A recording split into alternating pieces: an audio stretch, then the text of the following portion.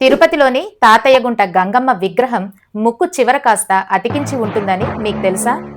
దీని వెనుక ఒక వింత భక్తి కథ ఉంది. 30 ఏండ్ల క్రితం తిరుపతి గంగమ్మ గుడికి ఇప్పటిలాగా ఇనుప గేట్లు ఉండేవి కావు. పెద్దకాపు వీధిలో కుప్పిరెడ్డి అనే ఒక భక్తుడు ఉండేవారు. ప్రతిరోజు పీకల దాకా తాగి నేరుగా గుడికి వెళ్లేవారు. వెళ్లేటప్పుడు ఏదో ఒక మిఠాయి, లడ్డు లేదా మైసూర్ పాక్ లాంటివి తీసుకెళ్లి అమ్మవారి ముందు పెట్టి గుడి చుట్టూ ప్రదక్షిణలు చేసేవారు. అప్పట్లో గుడి వెనుక వైపు గుడిసెలు ఉండేవి. ఆ గుడిసెలో ఉన్న పిల్లలు కుప్పిరెడ్డి ప్రదక్షిణలు చేసేలోపు వచ్చి ఆ మిఠాయిలను తినేసేవారు. కానీ కుప్పిరెడ్డి మాత్రం సాక్షాత్తు ఆ గంగమ్మ తల్లే వచ్చి తన ప్రసాదాన్ని తింటోందని గట్టిగా నమ్మారు. ఒకరోజు బాగా వర్షం పడటంతో పిల్లలెవ్వరూ బయటికి రాలేకపోయారు.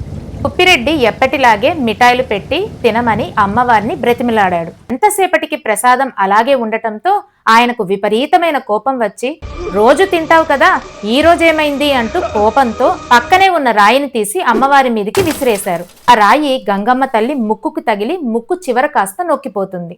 ఆ తర్వాత జరిగిన తప్పును గ్రహించి రత్నవేల్ మొదలయ్యార్ గారు సిమెంటుతో అమ్మవారి ముక్కును చాలా చాకచక్యంగా అతికించారు.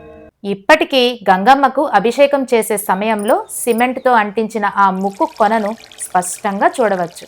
ఈ ఘటన జరిగిన కొంతకాలానికే భద్రత కోసం ఇనుప గేట్లు ఏర్పాటు చేశారు. మీలో ఎంతమంది తిరుపతి వాస్తవ్యులు ఉన్నారో వెంటనే కింద కమెంట్ చేసేయండి. ఇది ఆనందలహరి, మన జ్ఞానలహరి.